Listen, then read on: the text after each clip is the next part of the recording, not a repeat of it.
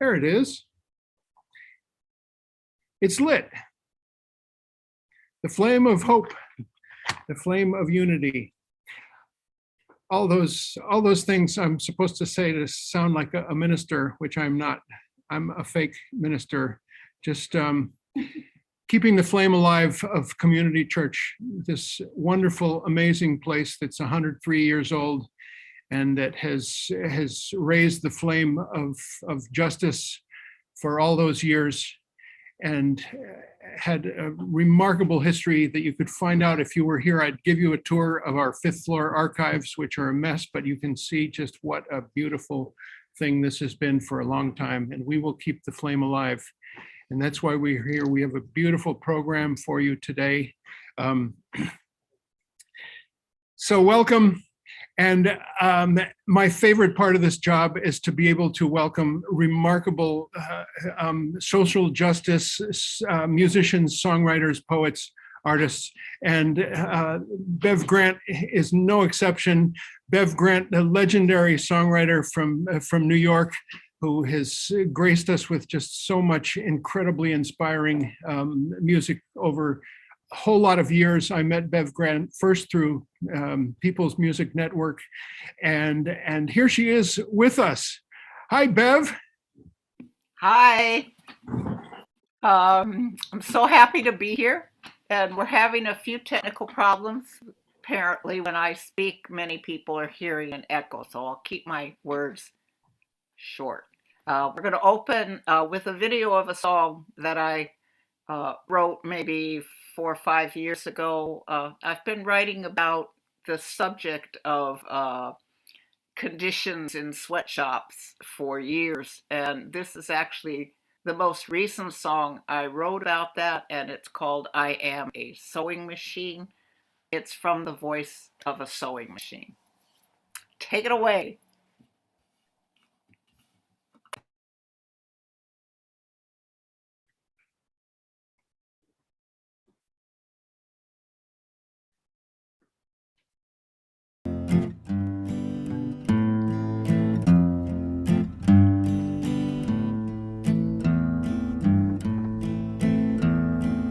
I am a sewing machine, stitching your stylish new clothes. And right beside me, others just like me sit here neatly in rows. My person works here each day.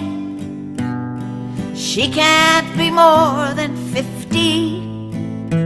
She's constantly railed at, pushed and assailed to work faster at her machine. Chain, stitch, overlock, drop, feed, never stop. My needle stitching all day. Persons, they come and go higher to make me so fired if they disobey.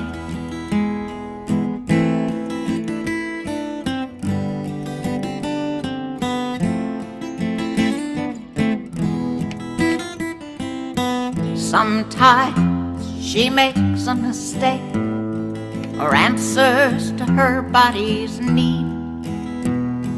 They start to yell at her, make it hell for her, tell her she's worth less than me. Sometimes one of us breaks down. We all have limits, you know. Me, they fuss over, fix and make over her. They simply let go. Chain, stitch, overlock, drop, feed, never stop. My needle stitching all day. Persons, they come and go higher to make me so fired if they disobey. My bobbin spins around, needle up and down, flying too fast for the eye. Fabric that's guided by fingers so small, till I hear a painful cry. Ay, ay, ay.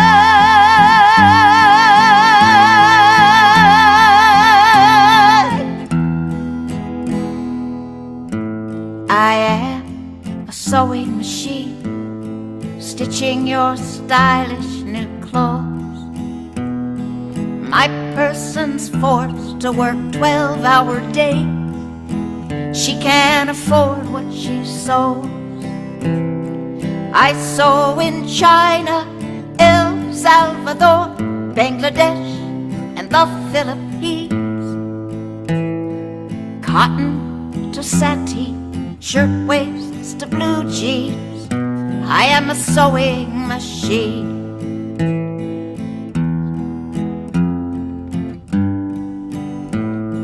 I am a sewing machine.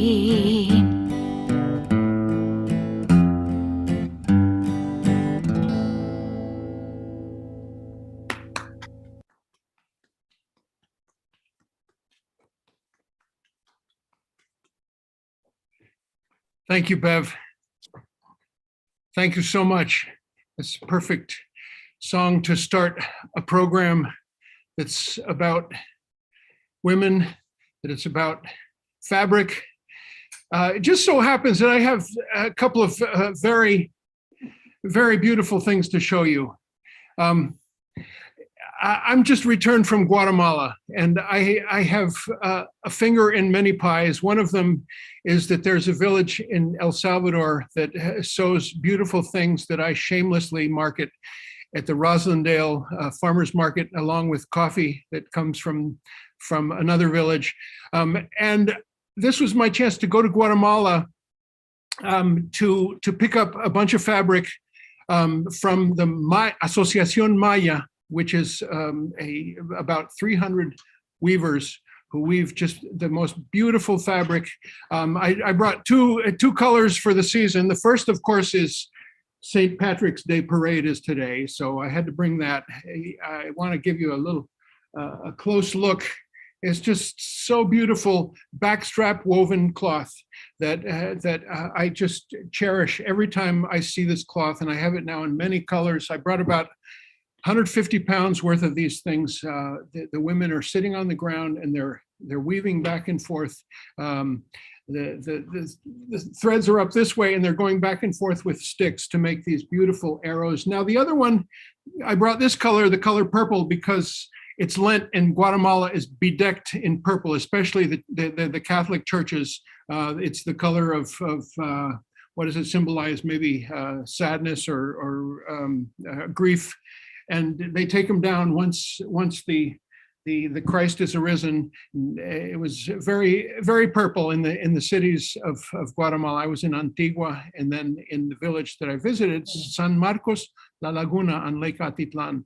So just a remarkable place. I had not been there in 28 years, and I really wanted to see that most beautiful place on the planet again, Lake Atitlan. San Marcos, La Laguna. I was visiting my friend Terry Rubin, who is also a songwriter who has made a life in San Marcos. She has a little inn, three rooms, and she's retired there and writes songs. And we're going to get her to join us from San Marcos someday. Anyway, all of that fabric is in El Salvador has turned into things like beautiful wallets, backpacks. And some people say that I plug this stuff too much at community church, but I'm just so tied to these women who do this beautiful work, and there's no financial incentive on my part. Anyway, welcome. This is just such a beautiful topic this morning. I have two copies of this book. One is hardcover that I bought when we first found out that we were going to do this program. That copy is lost somewhere in the mountain of books that we have here of Bob Datilio's legacy. And I then, having lost that one, bought a paperback, and this morning I left it by my bedside, where I was reading a lot of different really interesting selections. But this, luckily, I have this copy that is the copy brought to me by Dorothy, who and dedicated to Dorothy by Martin Abramowitz, who is one of the authors of stories in here. And Martin is with us this morning as well. So thank you for letting me borrow this copy so I could plug it to you all, talking to the girls. And we look forward to hearing from the editors as well as from Michele Fazio. And I want to be really short here because this is such a rich program, and just tell you really quickly about next Sunday. The speaker is Sabrina Salvati. She is new to us, but Amar Ahmad, who is sitting next to me right here and is our sort of technical director, has brought Sabrina. She's a blogger and an activist and with a group called Black Breakout Network. RBN, Revolutionary Black Revolutionary Blackout Network that you can find and hear their podcasts. We're looking forward to hearing Sabrina, and we have music that day by our own Beatrice Green. Beatrice comes here and practices on our beautiful piano pretty frequently, and we get to hear her while we're trying to get some work done. And it's inspiring and beautiful to hear Beatrice, and she will join us this next Sunday. On the subject of our beautiful piano and inspiring music, I want to invite you to come this next Friday. Jacqueline Schwab is our concert.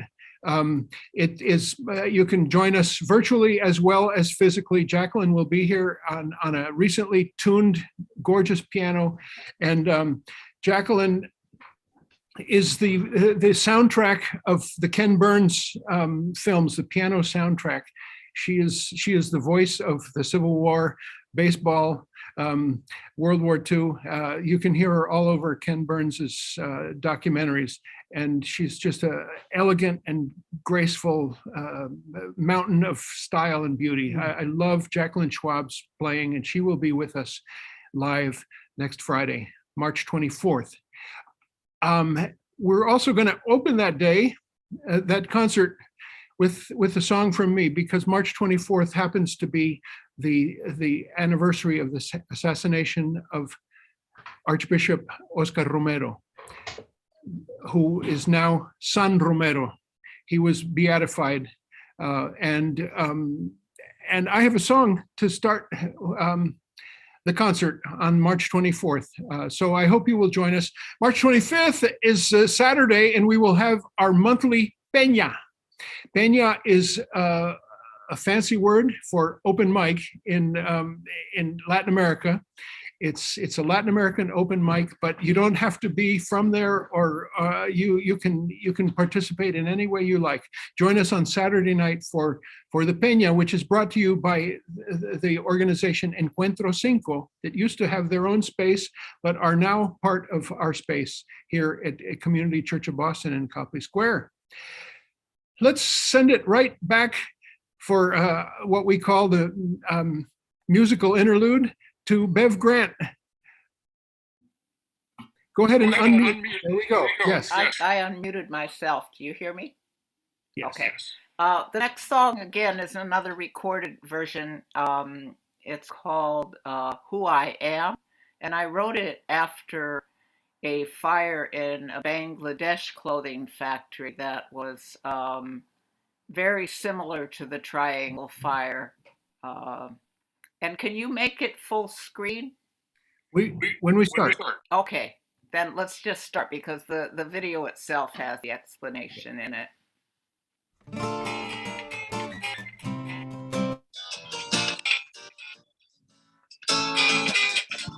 Yeah, it's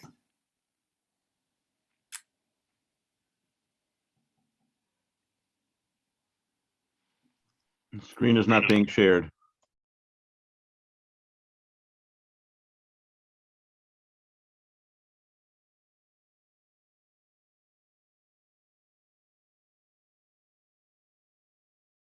We're not seeing any video.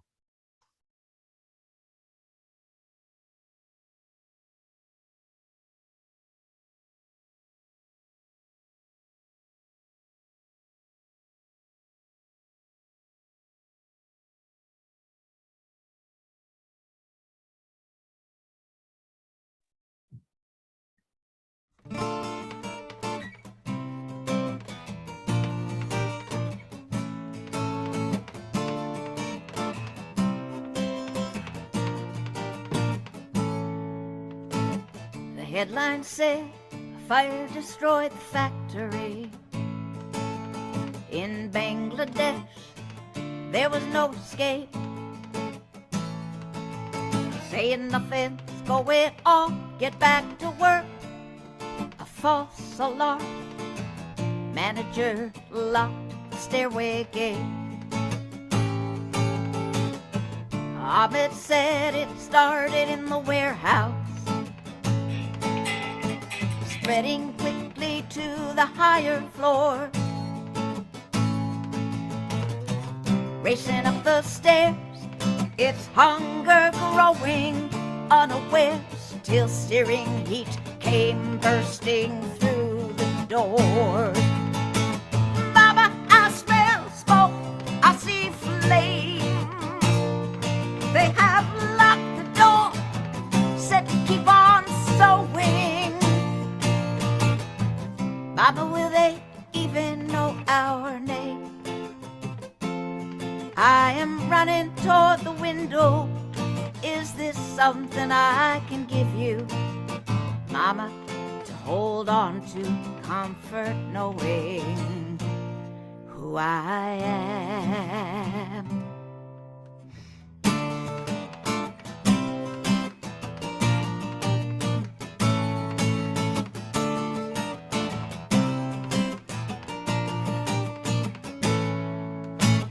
"7 p.m. when the fire started, people forced to work overtime, sewing clothes with labels any one of us would know. For wages so low, it should be a crime. Oh God, where's my daughter, where's my son? Wailing mothers watch the burning pyre. Corporations profiting while workers have no rights. 100 years since the Triangle Fire. Mama, I smell smoke, I see flames. They have locked the door, said to keep on sewing. Mama, will they even know our name? I am running toward the window. I will jump so I can give you something to hold on to, comfort knowing who I am.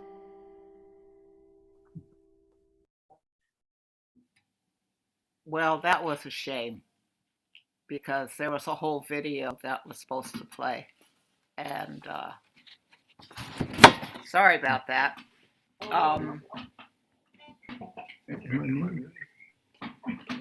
We saw the video, Bev. I didn't. I just saw the cover to Ballad of the Triangle Fire.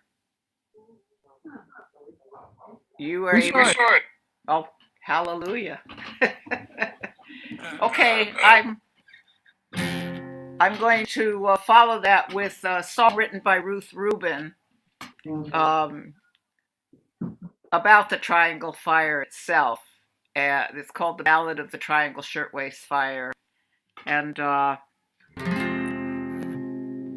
kind of where all of these songs came from is having known about this history for a number of years. I've been singing about it since the early 90s. This is actually a song that I use in a show I do called We Were There, about women's labor history.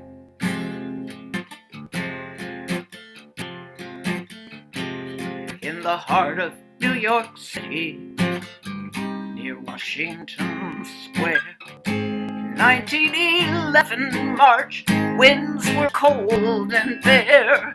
Fire broke out in a building 10-story high, and 146 young girls in those flames did die. On the top floor of that building, 10 stories in the air, These young girls were working in an old sweatshop there. They were sewing shirtwaists for a very low wage. Though tired and pale and worn out, they were at a tender age. The sweatshop was a stuffy room with but a single door. The windows, they were gray with dust from off the dirty floor. There were no comforts, no fresh air, no light to sew thereby. And the girls, they toiled from early morn till darkness filled the sky. Then on that fateful day, dear God, most terrible of days, when that fire broke out, it grew into a mighty blaze. In that fire trap way up there with but a single door, so many innocent working girls were burned to live no more. 100,000 mourners, they followed those sad fears. The streets were filled with people weeping bitter tears. Poets, writers everywhere describe that awful pyre when those young girls were trapped to die in the Triangle Fire.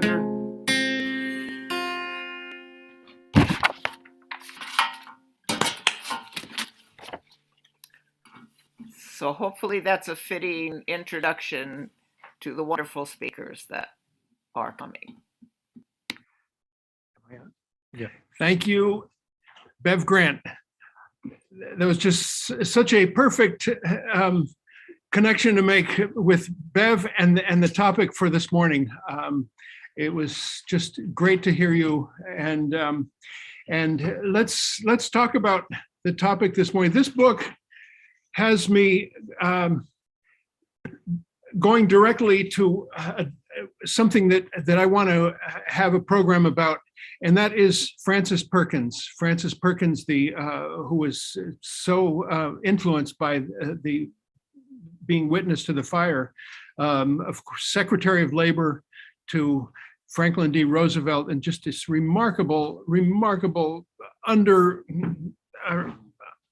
under-historied woman that we're hoping to do a program about. And here's the connection. One of the articles in this book is written by Tomlin Perkins Coggeshall, who is Frances's grandson, and we're hoping to hear from him and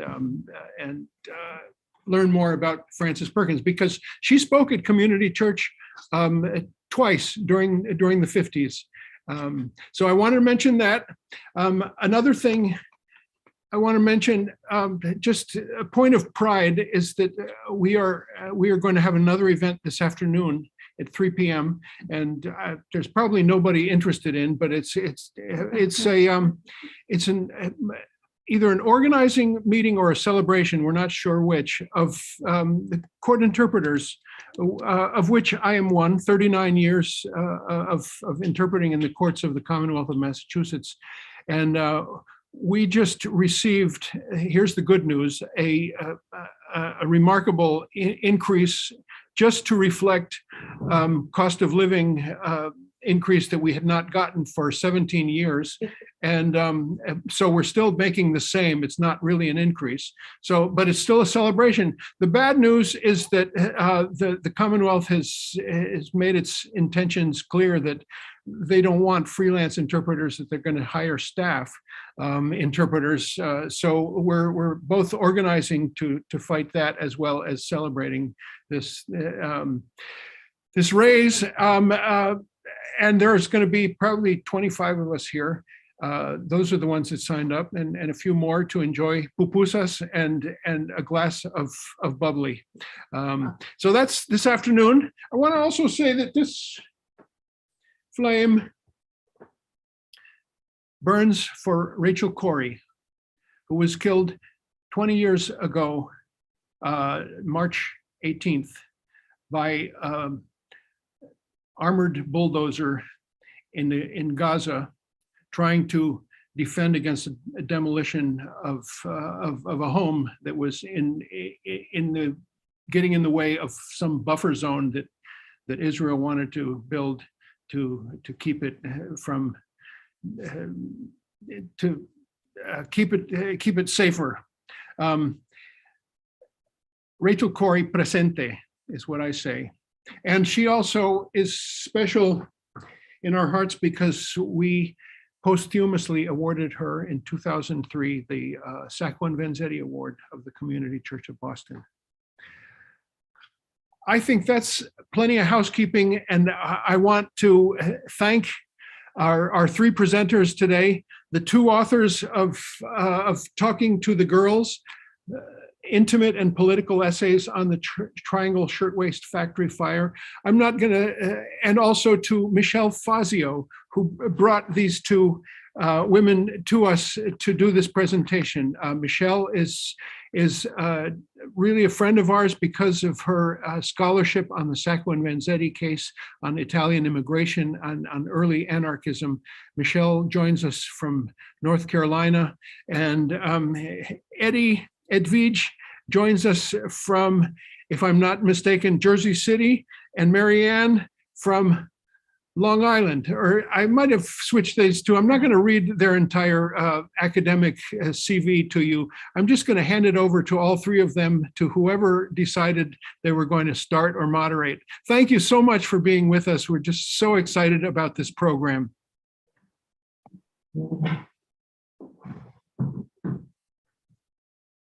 Thank you, Dean. We're so happy to be here. I think we're going to begin with some dedications, right, Eddie?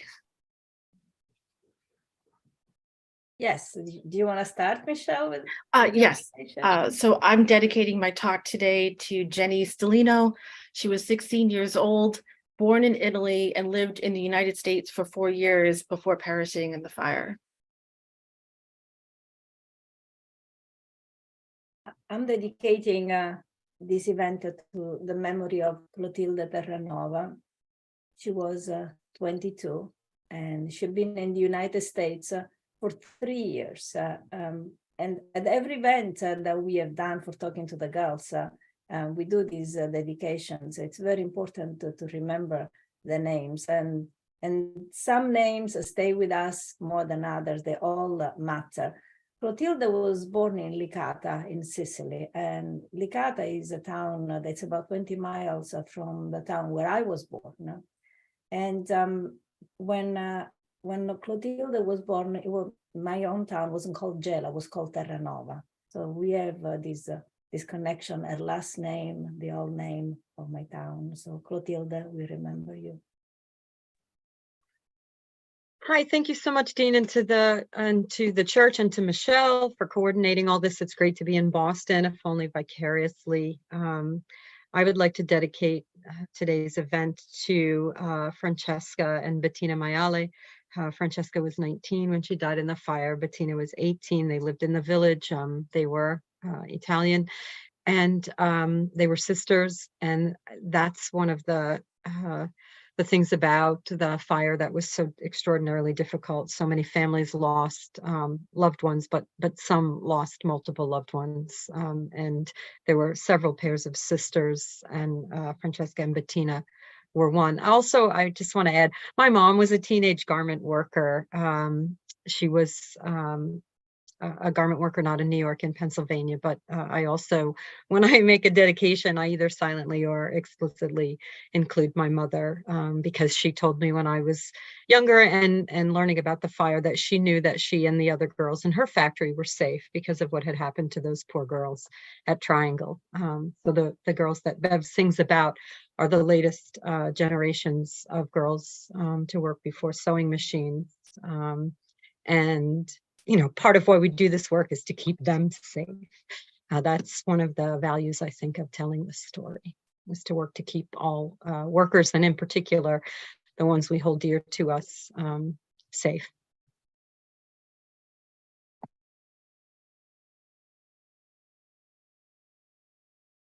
So, Eddie, would you want to start?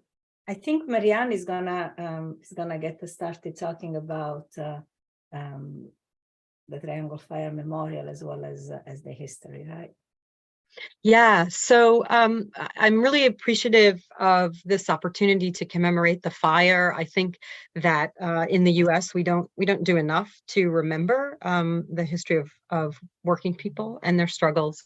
And if we remember anything, Triangle is one of the small number of stories that we do remember, and I think we need to just keep telling it again and again and again and commemorating the horrible event. But there are a lot of horrible events in labor history, a lot of losses of life, of strikes, of everything.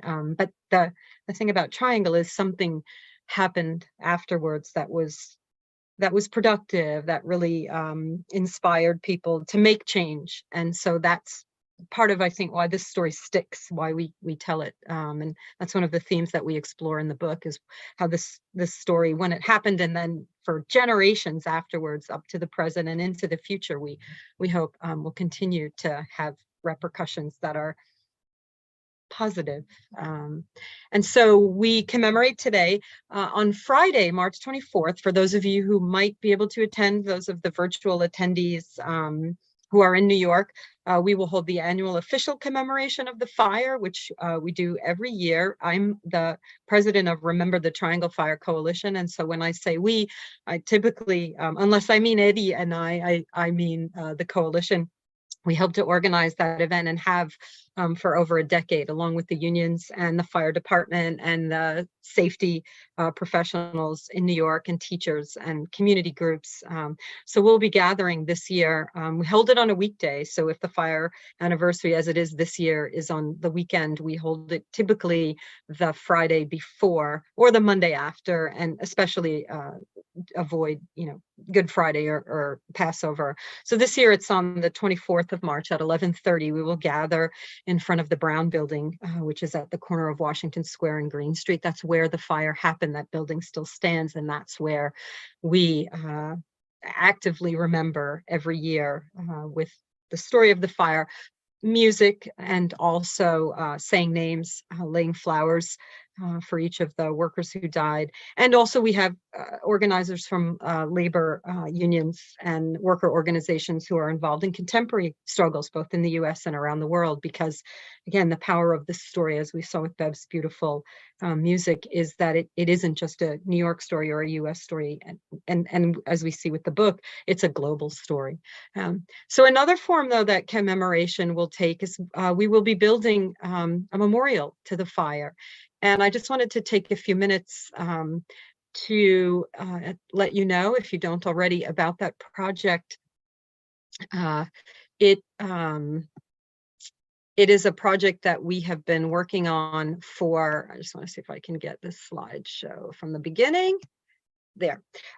We've been working on this project, by we, again, I mean Remember the Triangle Fire Coalition, since before the centennial of the fire in 2011. And now that project has finally come to fruition. And what this project is it is New York's first labor memorial. New Yorkers love, those of us who are union friendly, love to refer to our town as a union town. But in fact, of all the memorials that we have in the city, few are to women, and even fewer are to labor. That is, none. We have no labor memorials in New York. So this will be the first one.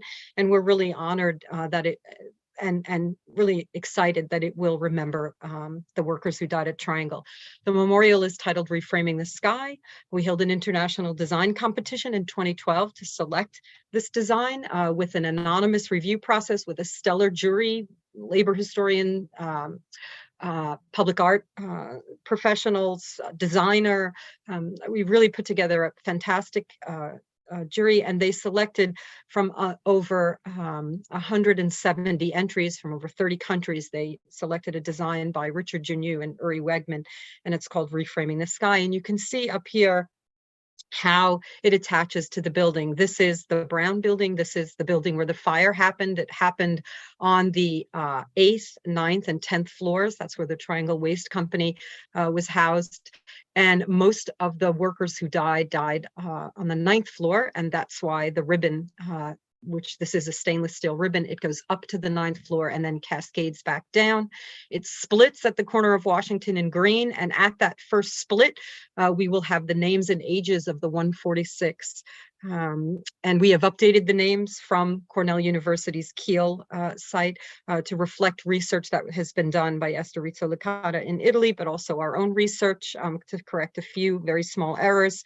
And so the names will be stenciled into here, and the light from the sun and then at night from some very modest lights that are already on the building will reflect those names down onto the panel at waist height.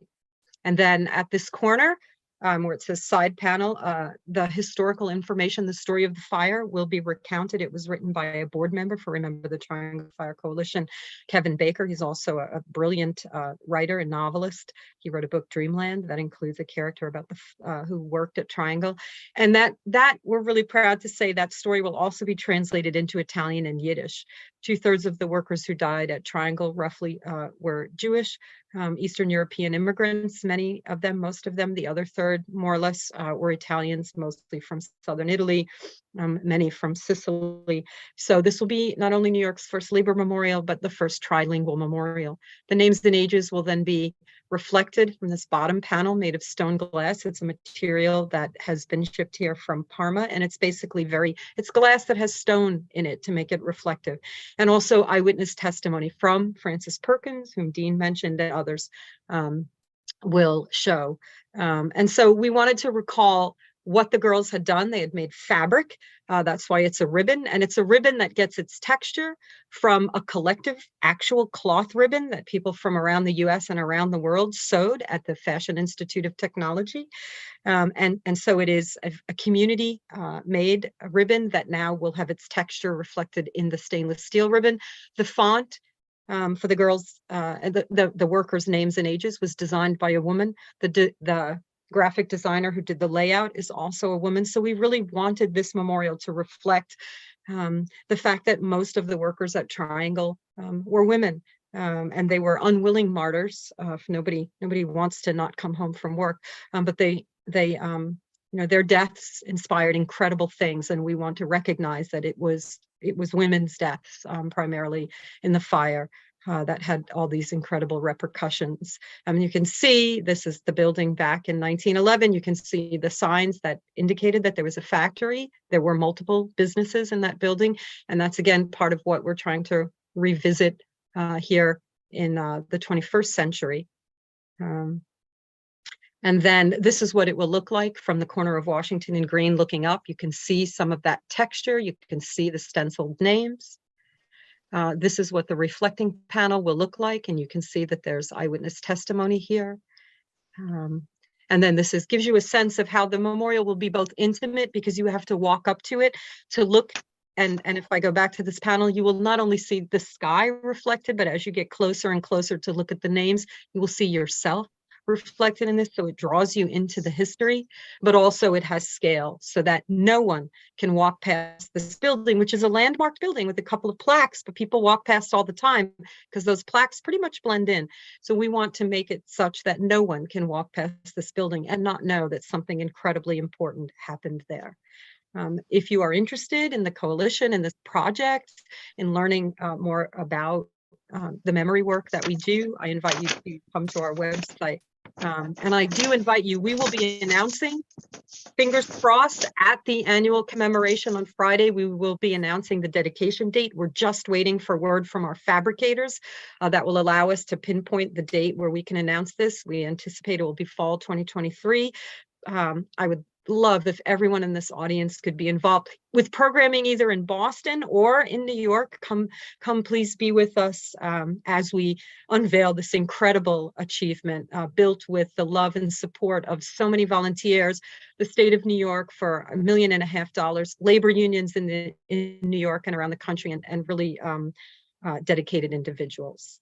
So that's the memorial.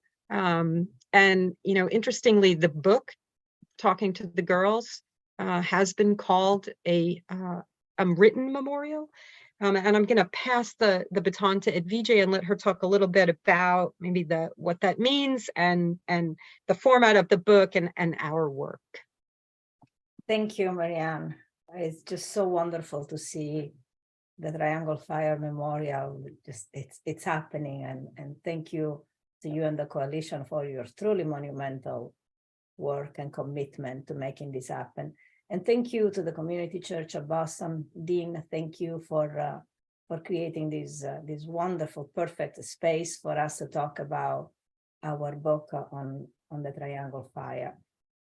It was deeply moving to listen to Bev's songs. And what a perfect way to get us started. Songs have such an incredible power to carry memories. My own early memories of the Triangle Fire owe to a song by the Movimento Femminista Romano, 8 Marzo, March 8, in which a triangle was mentioned not by the actual name, but through the reference to women who died in a factory. And so I think there is an incredible way in which song can keep and communicate memory and keep it alive, even when history has not done its work. Sometimes history has to catch up with the work that the songwriters like Bev do. Talking to the Girls is an anthology. So an anthology is a particular kind of project. There are anthologies that collect pre-existing work. In this anthology, we asked the contributors to write new pieces. So we asked them to write for the book because Mary Anne and I had a particular vision. Although as we reflect back on how much we knew of and understood that vision, I don't think we knew exactly what we wanted. We had some visceral understanding of what the project would be. But what the project would do and how it would take shape, that's something that happened over time, and it happened in collaborative work with our contributors, which what makes this anthology truly a community project. And I love that Dean got us started talking about unity and connection. This is what this project is about. And from the very beginning, we knew we wanted to title it "Talking to the Girls," and I like the way it happens very often with books, where you start with one title and then you change it. This title stayed. Our publisher loved it, and it always ran through. As the book began to grow, the title felt true. We've often been asked what the title means. I don't think there is one answer. I think there is an evolving answer in the series of answers. And I think when we have been asked, we don't answer the same way. As I was thinking about what the title means, Talking to the Girls, and we had to remember 65 teenagers died in the fire, 65.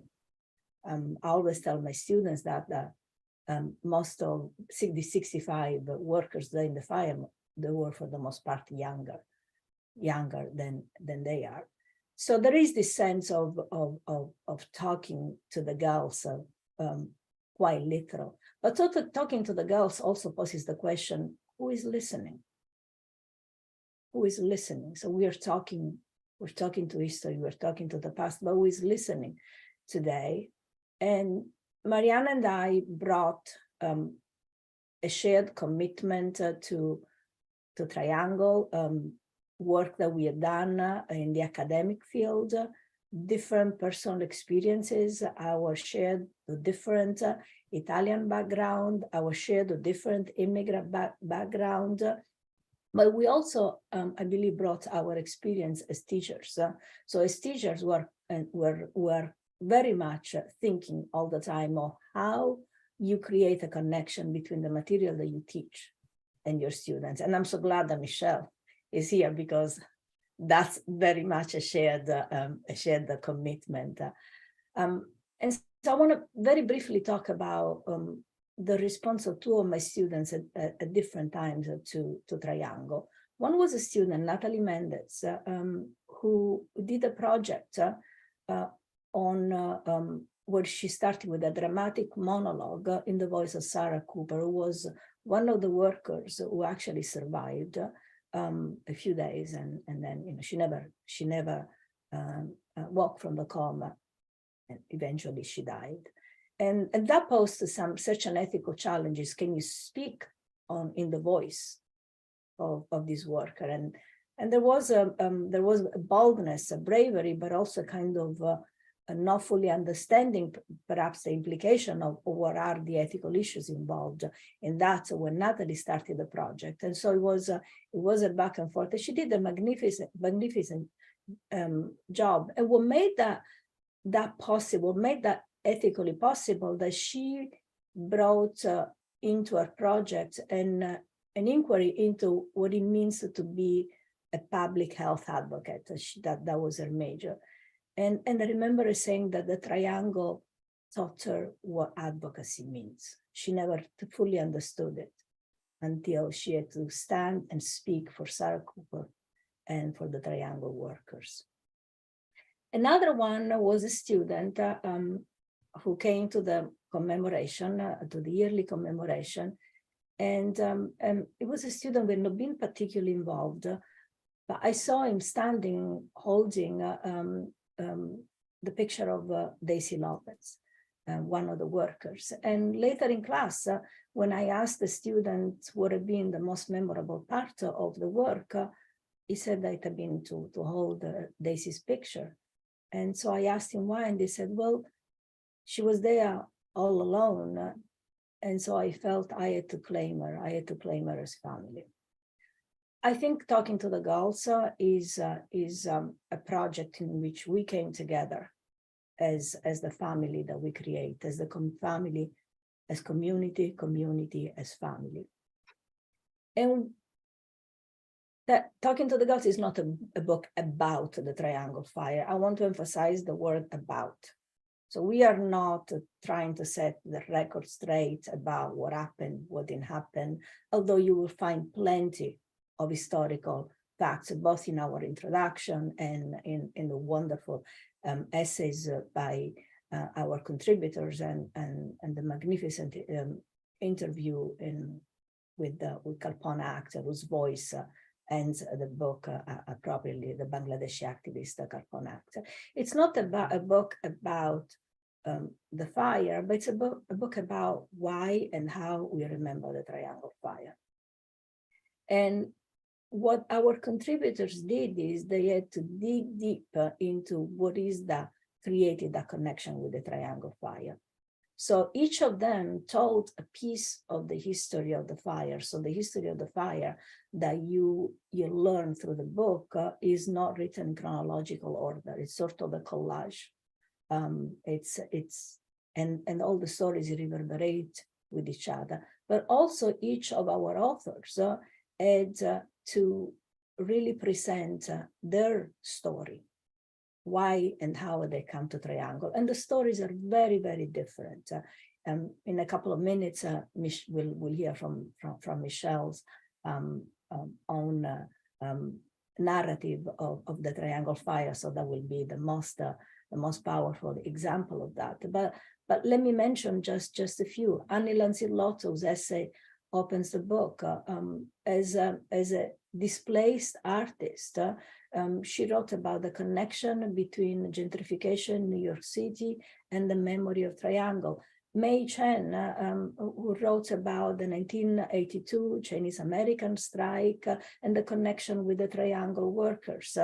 Richard John Yu, the architect, one of the architects who designed the memorial, who connected his work on Triangle and his experience as the child of Korean immigrants. Annalise Orlek, who juxtaposed the memories of her grandmother, Lina, who worked at Triangle, and her friendship with Kalpana Akhter. Suzanne Predbass, who writes about the activist that runs within her and her children and the connection with the memory of Triangle through her great aunts, Rosie Wiener and Katie Wiener. Rosie, who died in the fire, and Katie, who survived by jumping and grabbing the elevator cable from the 9th floor. And Martin Abramovitz, who has written an extraordinary essay in which he has to grapple with the excruciating question of whether his father, Isidore, who was a cutter, worked at Triangle, may have inadvertently started a fire. So these are some of the stories that our contributors tell. So the intimate and the political cannot be separated. They come together. And while in the writing of each essay, not two essays are written the same way. Some authors start by telling a personal story and then they move into the political narrative and they interweave it different. Some start with the political and move into the personal. The essays are very, very different. And even the balance between the two components may vary. But there is the same spirit of understanding that we live within history, and we have a responsibility of speaking of history and speaking to history. So talking to the girls is a way of saying that we need to take an active role, whatever our place in society is, whether we're students, teachers, songwriters, preachers, scholars, whatever, workers, whatever it is, that we have a responsibility to come together and take an active role in speaking to history. There is much more that I could tell you about this book, but I hope you will read and be moved by these essays. I call them essays, but the more we talk and think about it, I think in a way talking to the girls is a collective intergenerational memoir where we claim the triangle workers as our family, as our ancestors. Thank you. Michele?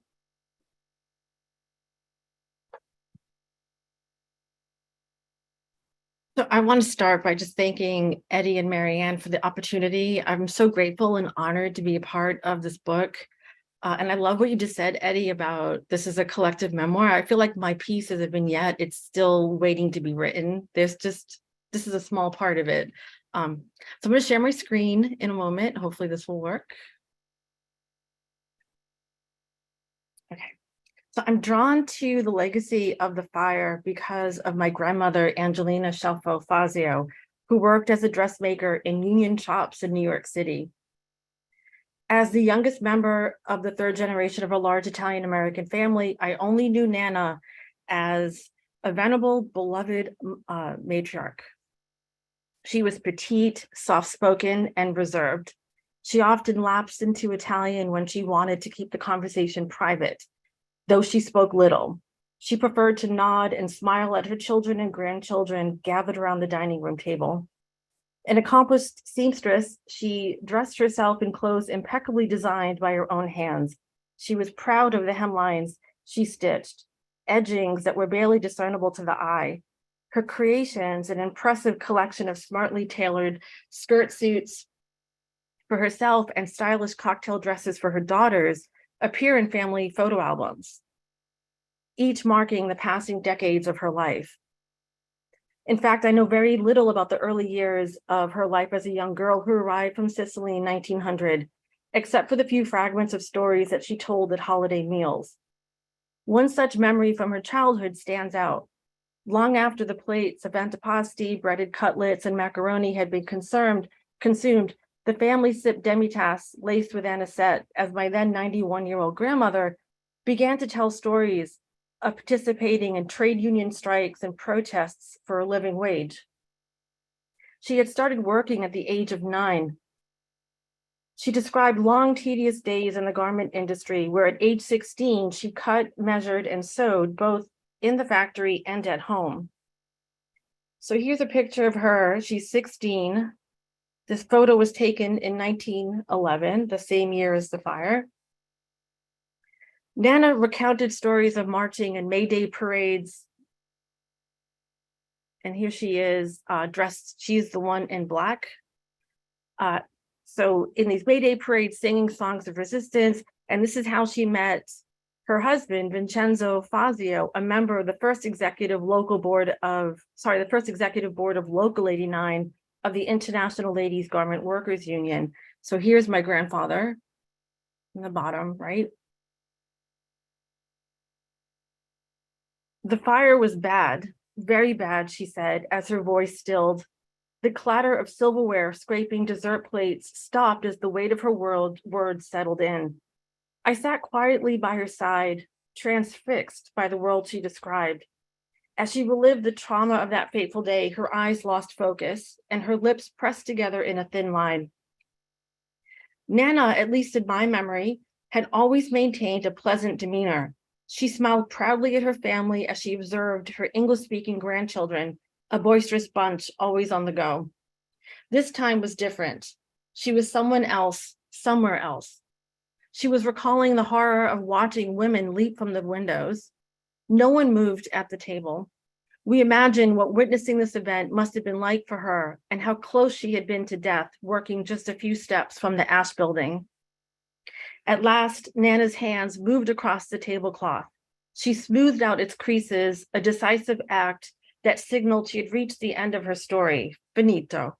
It was a moment I never experienced again with her, and I've never forgotten it. I do not know whether my grandmother would welcome my efforts to reconstruct our family history in such a public manner. I only know her story stays with me. Year after year, it reminds me of what we stand to lose by forgetting the past.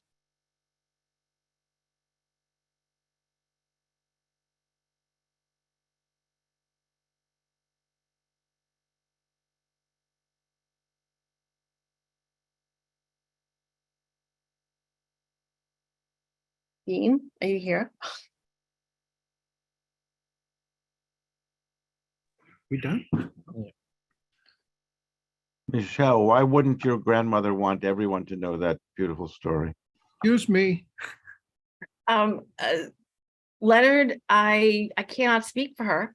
I raised that point because most of the members of my family who were, my grandparents in particular and my grandfather's brother were active in the labor movement, and that all of that information has been suppressed for decades, for 80 years. And I uncovered some of this when I was earning my doctorate.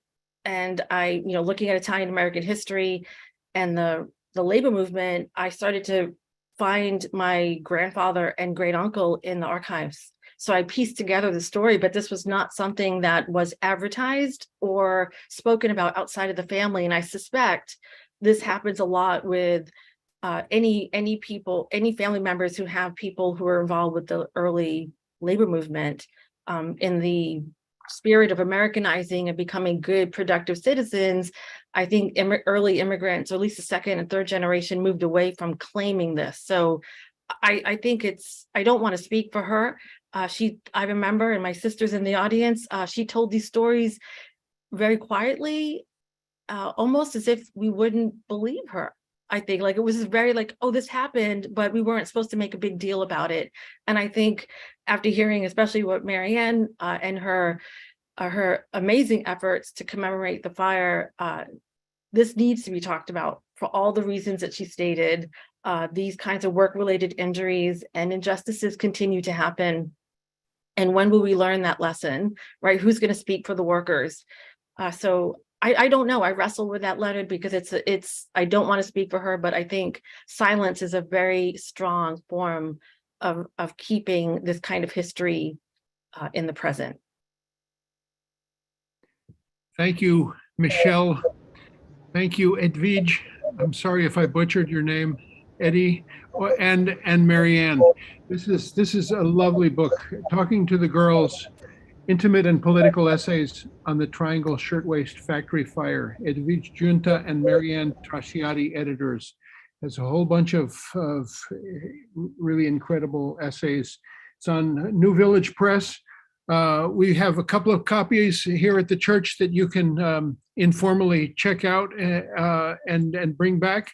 When we find both of them, they're somewhere here, and this is just a precious addition to our desire to keep memory alive. We are especially passionate about the memory of Sacco and Vanzetti, and through that passion has come our friendship with Michele Fazio, and also our enormous collection now of Sacco and Vanzetti materials that are on our third floor. I want to thank Jerry Kaplan especially for the work that he's done on organizing, preserving, and collecting all of Bob's disorganized materials and making it look like it's just such an amazing thing that we have here at the church. This is the moment to plug this book, as well to plug as to tell you that Community Church depends on your help to keep these programs alive. There's in the chat, there is our address for checks, as well as our website. There's a PayPal as well as a credit card option there.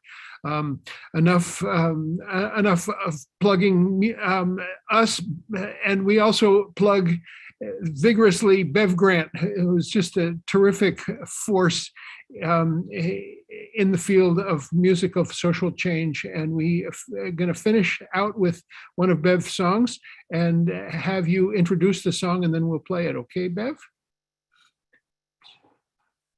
There's not going to be Q&A? After. Oh, you want to do it after the song? Okay. Yes. Well, it's interesting when Mary Anne was talking about the book, she mentioned Annalise Orlick, and Annalise wrote a wonderful book called Common Sense and a Little Fire, which I read back in the early 90s, I think, and it just so blew me away to read about Rose Schneiderman and Pauline Newman, Fanny Cohen, I forget who I remember who, Clara Lemlich, and learning about just these very personal stories of women activists.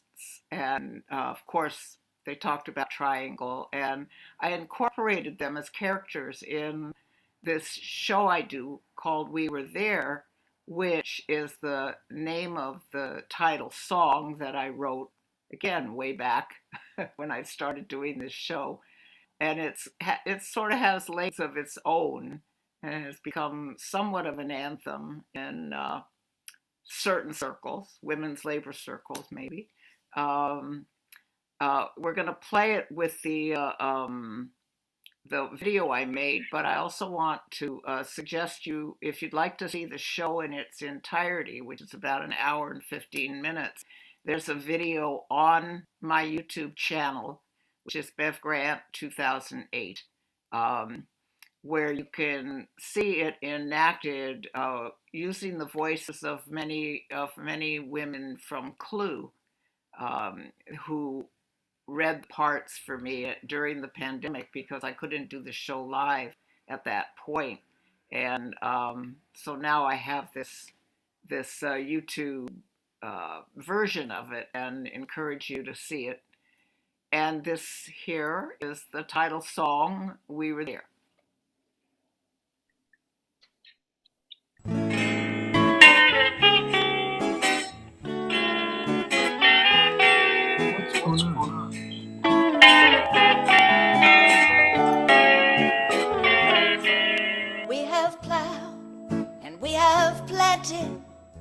We have gathered into bars, done the same work as the men, with babies in our arms. But you won't find our stories in most history books you read. We were there, we're still here, fighting for the things we need. We were there in the factories, we were there in the mills, we were there in the mines and came home to fix the meals. We were there on the picket line, we raised our voices loud. It makes me proud just knowing we were there.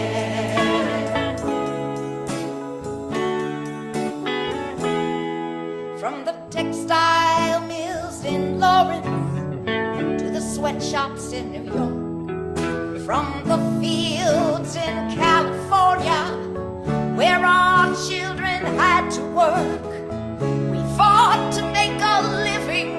Bread and roses was our pride, though they jailed and beat our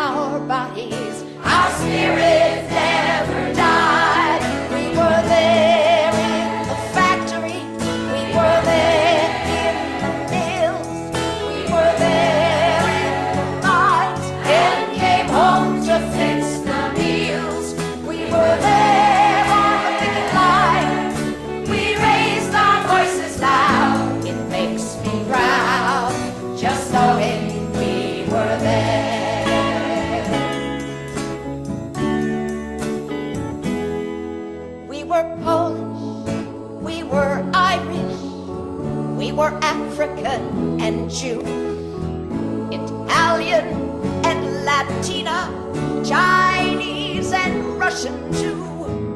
They tried to use our differences to split us all apart, but the pain we felt together touched the bottom of our heart. We were there in the factories, we were there in the mills, we were there in the mines and came home to fix the meals.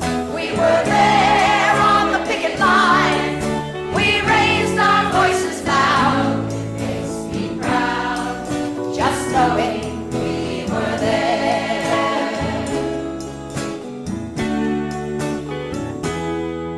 We are teachers, we are doctors, we are cooks and engineers, letter carriers, truck drivers, conductors and cashiers. We operate machinery, we fly the airplanes, and we help to build our unions. We got struggle in our veins. We were there in the factories, we were there in the mills, we were there in the mines and came home to fix the meals. We were there on the picket line, we raised our voices loud. I'm so proud just knowing we were there. We were there. We were there in the mines. Yes, came home to fix the meals. We were there on the picket line. We raised our voices loud. Just knowing and our struggle keeps on growing. I'm so proud just knowing we were there.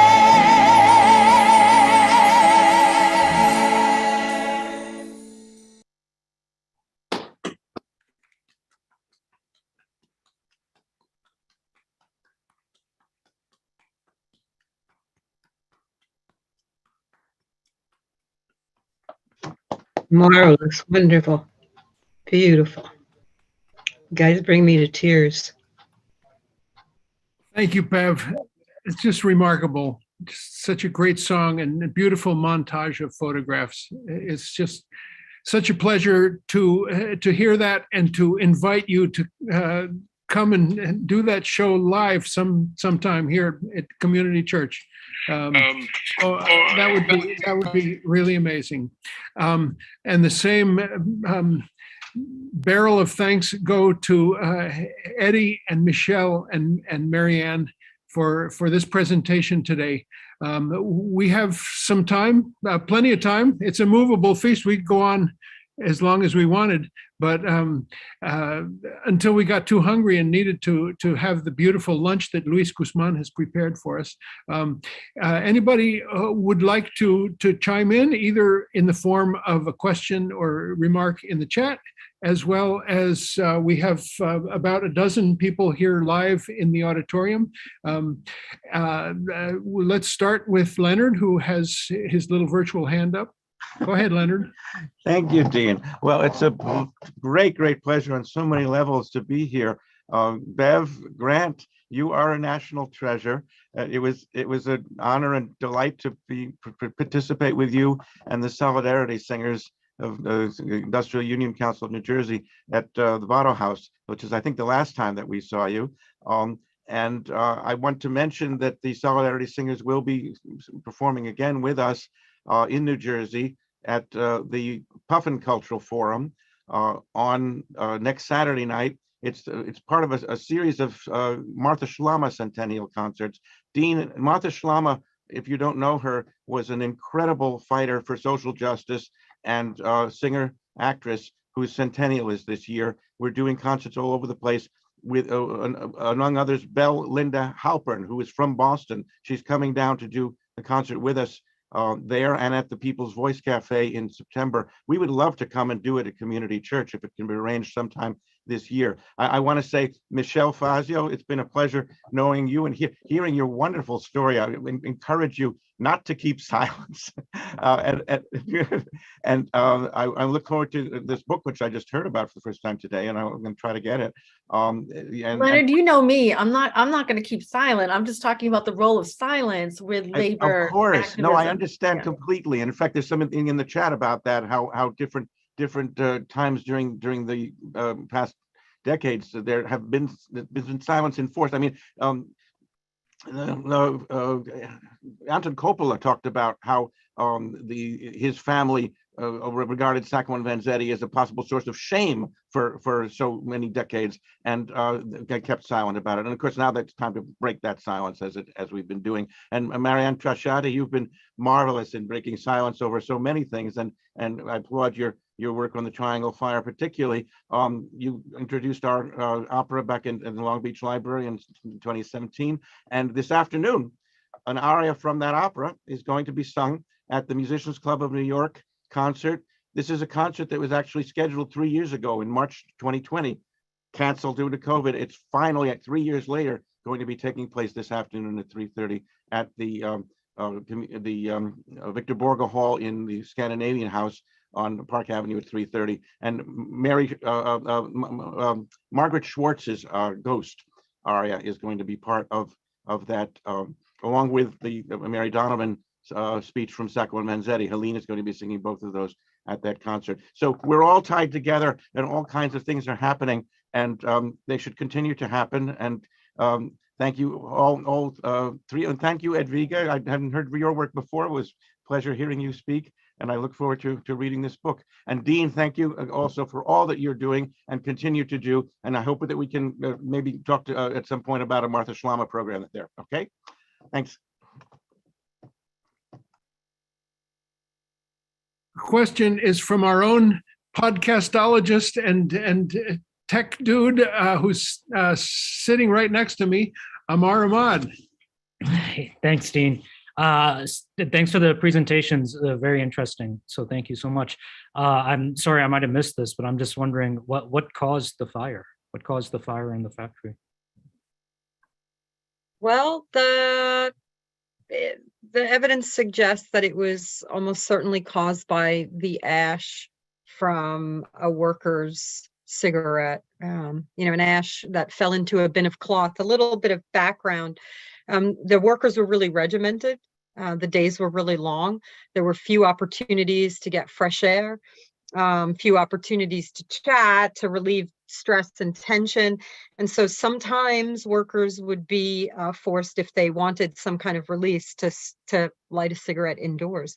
And because the owners, the developers of the building had the square footage of the building calculated by height. So it was a loft building. If you saw from the image that I showed and that Michele showed, it doesn't look like a factory. That's why people in New York could walk past this and not understand, not know what was going on. I know Bev talked about sweatshops in the beginning. Triangle wasn't a sweatshop. It was a state-of-the-art factory. The workers made a decent living by the standards of the time. But there were minimal safety regulations in the city of New York, and there was really minimal incentive for the owners to, on their, of their own accord, to implement safety regulations. So they jammed as many people, and the owners were Max Blank and Isaac Harris. They were two, they themselves had been garment workers. They were Jewish immigrants. They were so successful. They were called the Shirtwaist Kings. They had as many tables and sewing machines and bolts of fabric and workers as they could jammed into the space.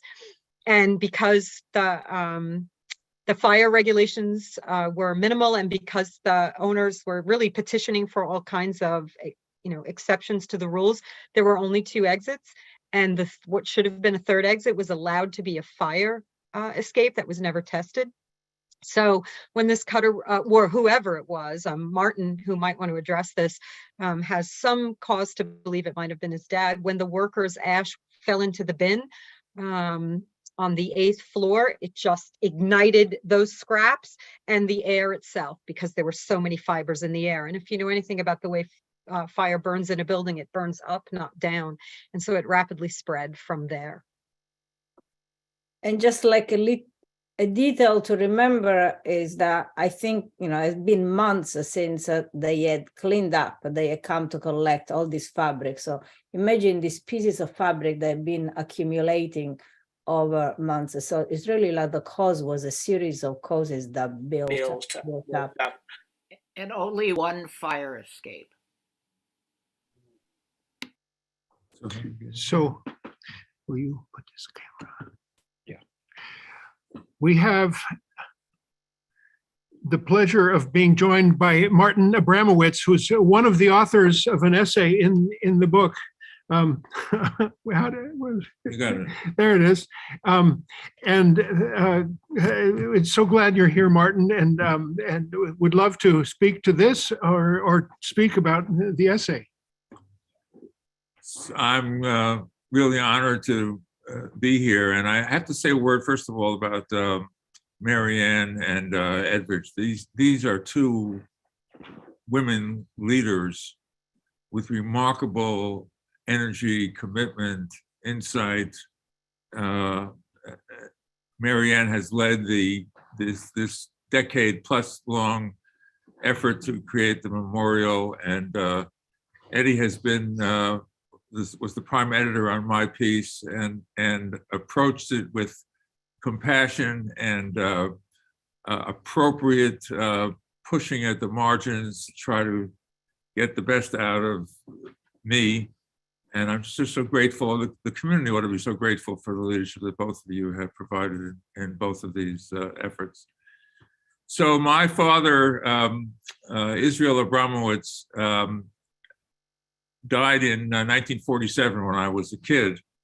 And we never had a conversation about him and the Triangle Fire. So everything I know indirectly and conversations from family members and from some research that has been done in the 90s by a gentleman who wrote a book called Triangle, the Fire That Changed America. So my father at 18 years old was a cutter. And it was at his table that the fire ignited. It was a long table. Various cutters had pieces of it. There were wastebaskets under the table, and the fire occurred right after, just about 5 o'clock. People were closing down for the day. There were no smoking signs all over the place, but people smoked, and somebody's ash ignited the flames. As I say, I never had a chance to talk to my father about this story. I think my mother lied to me about my father's role in all of this, which made me suspicious that my father did have some engagement. My mother said that he was working there, but he was on a delivery at the time. He wasn't on a delivery at the time. He did testify at the trial of the factory owners of Harris and Blank. And it's quite clear that he was moved in his testimony when the judge asked him actually what happened, what he saw and what he reacted to. So I'll never know. There's other evidence that suggests someone else might have been involved in this. There's a fire marshal's report, which I'm still trying to track down, that kind of, I think, reportedly exonerates my father. But what stays with me is the vision of a man who had to have been experiencing survivor's guilt, even if he had nothing to do with the fire, and one that was more intensified because he probably carried with him some uncertainty as to whether it was whether he bore some responsibility. So that's how I got into this story, and I'm so grateful to Mary Anne and Eddie for the chance to contribute to the whole effort, the memorial effort, and the book effort, the collective memoir effort. By the way, on the theme of contributions, we're still short, a couple $100,000 in this $3 million project. So when you look at the website of Coalition to Remember the Triangle Fire, there is an opportunity to donate. Every single donation, I think, is a spirit beyond the financial, whatever it is financially, is a spiritual contribution, is a spiritual way of identifying with the victims of the fire and with all laboring people everywhere.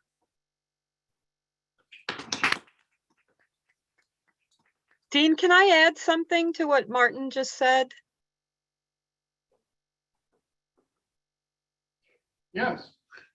So, and Martin's story is really powerful, and Martin's a valued and beloved member of the coalition, and he is a living link to the Triangle Workers, because it was, you heard correctly, it was his dad, not, a lot of people have grand relatives, or great relatives, great uncles, great aunts, great grandparents, and that doesn't diminish their family connection, but it was Martin's dad. So this is a story that he grew up very close to. But I just want to add, while that everything Martin said is factually accurate, when researching, I did some research on the way that people have remembered the Triangle Fire from, March 26th, 1911 until last week. It's gone through several permutations, as memory does, right? It's hard to pin these things down. But there was a period where there was a very explicit blame the victim strand to ruminations on the fire. So they smoked. What's the lesson of Triangle? Working people should not smoke on the job. And while one cannot say that that's wrong, it's not safe. It is very disturbing, almost to the point of enraging, to read those earlier accounts, because they really do try to shield the owners and the politicians who allowed these conditions to exist. And not just Max Planck and Isaac Harris, but others in the industry who knew that they valued profits more than people, but they were getting away with it, so they didn't do anything about it. While it is true that there were no smoking signs and people smoked, it is also true that they couldn't go outside even if they wanted to, and it is also true that that's not. We don't want to blame them. I'm not saying Martin is. I'm just saying that it was interesting to see that in the history, that people were using that as an excuse to detract attention from the larger injustices that were happening all over the U.S. at the time. I mean, workers didn't just die at Triangle. It's just that everybody saw this and couldn't deny it.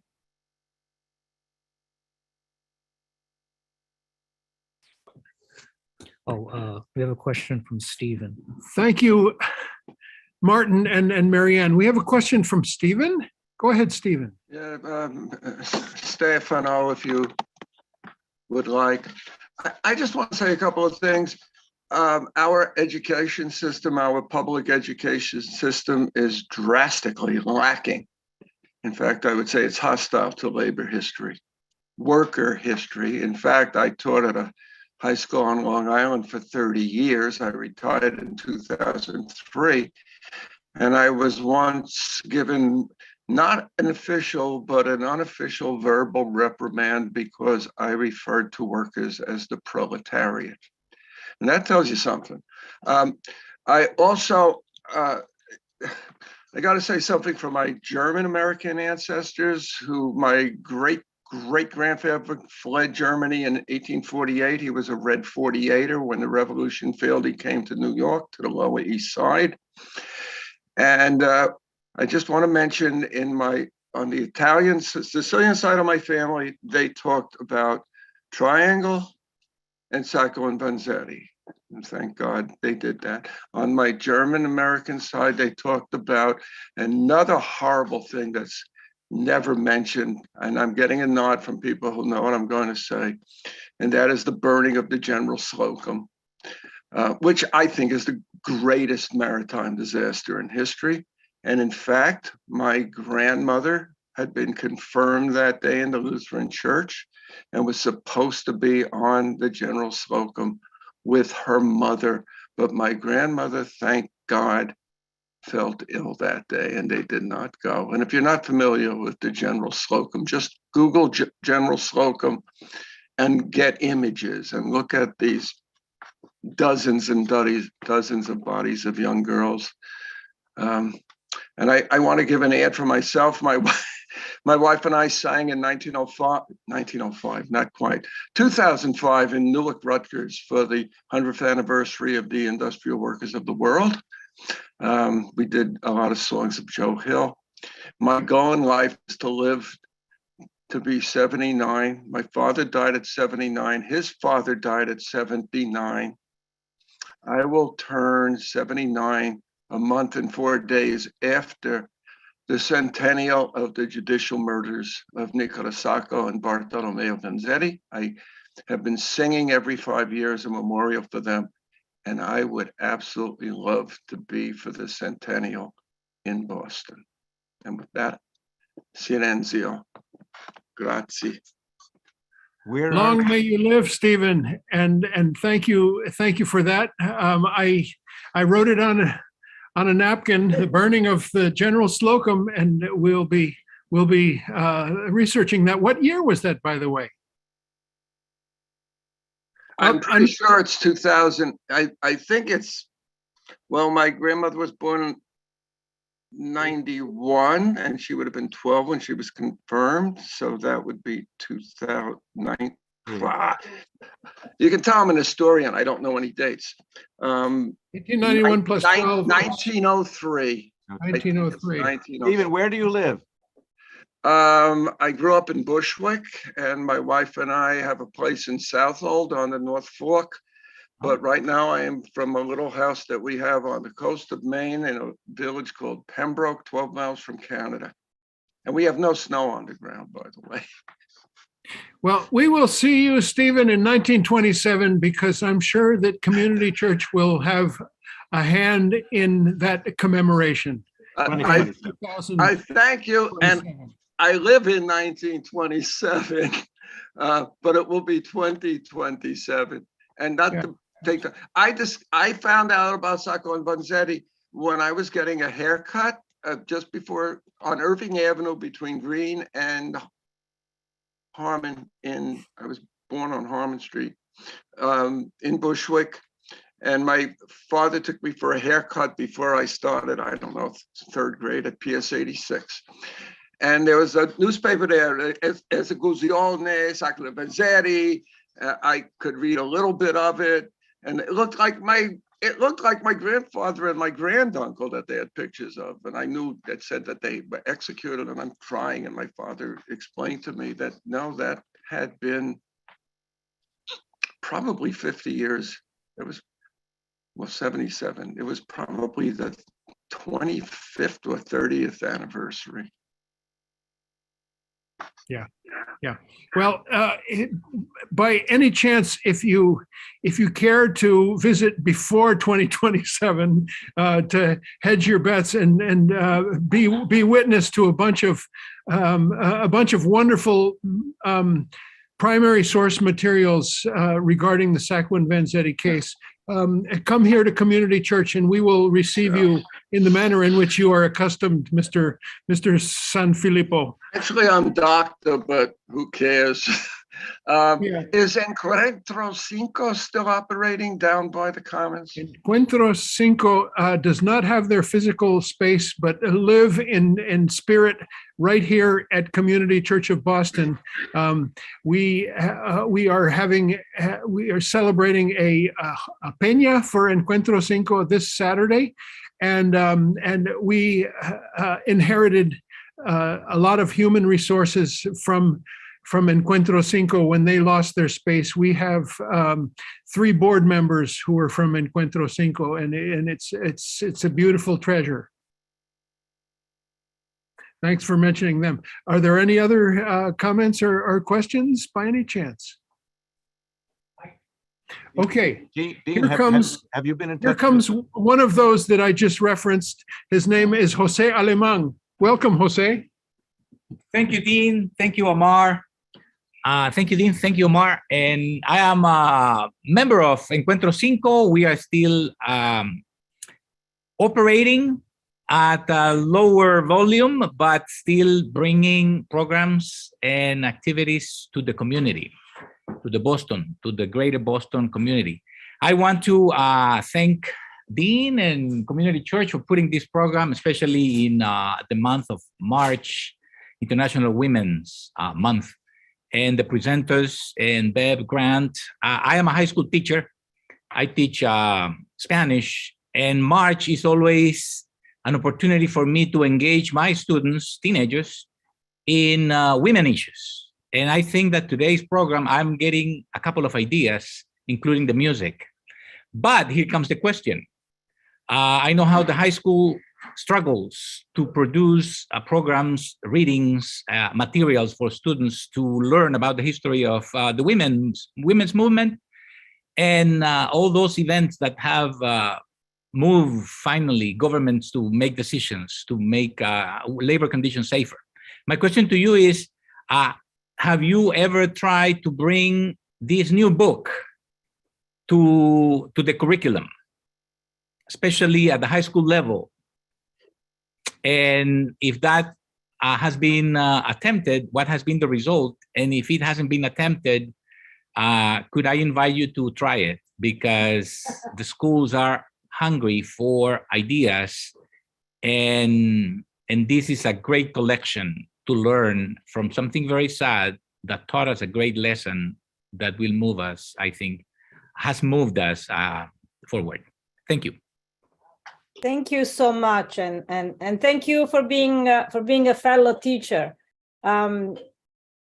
We absolutely feel that this is a book for it's a book for everyone, but it's a book for young people. It's a book for students. So many of the essays contain stories of young people. So there is a way in which that connection can be established. So we haven't done anything systematically. The book was published a year ago, and a year seems a long time, but we've done so much work to just trying to get the news about the book's publication. But I know we will be eager to do more of that. I must say that we have a wonderful essay by Kimberly Schiller, who's a middle school teacher. And in her essay, she tells the story of teaching the triangle fire. So that essay is fantastic for anybody who's teaching in the middle school or high school level, because it really creates a powerful model. There actually a whole the book is divided into five sections, and it's witnesses, families, teachers, movements, and memorial. So we have a whole section that is on teaching. In addition, we have an appendix on the literature of the triangle fire that covers poems and fictions and fiction and other texts inspired by the triangle fire. And the good news is that there is lots of really accessible work written for young adults on the triangle fire. One book I teach in my course on the triangle fire at New Jersey City University is Uprising by Margaret Haddix, and in this book brings the perspective of the three different constituencies of women that were part of triangle history. There is the Jewish, Eastern European Jewish young woman, an Italian immigrant, and then a New York wealthy young woman, and the friendship is born among these three women. So I think offering books that give the history of the fire in a manner that can connect. Another wonderful and very simple and straightforward way to get this project started, if you go to the Kiel archive of Cornell University, there is a list of all the names of the workers who died in the fire with their ages. And Michelle and I work on a name project, and each student chooses a worker to remember. And it's remarkable how many of my students will choose based on the age, and they'll say, oh, she was 20, just as old as I am. Oh, she was 16. It made me remember something that was 16. So encouraging this kind of active memory work where the very personal and the historical can meet to create one cohesive memory can make the triangle something that the students will never forget. but we will be happy to bring our book to high schools, to high school students, and I think they would enjoy it. Thank you for your question. I wanted to add, Eddie, Stephen, your comment, it is dangerous to talk about labor history in the classroom. I teach working class literature, and often and I teach high school, I teach in the MA program, so I have high school teachers, and like, how can we bring in this really radical material? And I always bring it back to form. Look at this poem, and I will teach poetry of Sacco and Vanzetti, poetry of the fire, and have you students do a close read of the literary techniques in the poetry. So it's a nice way to sort of slip in something that might be questionable, because I know the curriculum is out there. I just wanted to show you, Eddie and I have been working on this project, and right now I'm teaching poetry of the fire, and I have my students doing a naming project. I'm totally inspired by Eddie, and I'm riffing off of her original assignment. So I'm using Jamboard in Google, and it's a nice way to use technology. It gets students involved here. So each of them chose a name, and now they're doing video essays of why remember this person, and they're using the archives at the Keele Cornell website to look at court transcripts and photographs, and they're telling the class why it's important to remember the fire, and then they also connect it to the poetry that we're reading. So it's a high level critical thinking engagement exercise that looks at history, memory, the role of community, how we remember these things. I have students who have relatives that were involved with the Hamlet fire in North Carolina in 1991 at the Imperial Food Processing Plant. So they bridge what happened to their own history in their state, in their local community, and connect it to the Triangle Fire. So to me, give those students or those teachers opportunities to develop curriculum. But if you focus on form, there's a way, and what the literary elements that we're supposed to teach in the classroom, it's a way to bring in subjects that might be seen as questionable. And I say that knowing I teach in the South, and for even university professors, we're being scrutinized what we're teaching in the classroom. We're being told how to teach history, or what even diversity means. So this matters, this question that you're asking, but I also think it's worth taking the risk. Thank you, Michelle and Eddie. We're gonna close out with an announcement.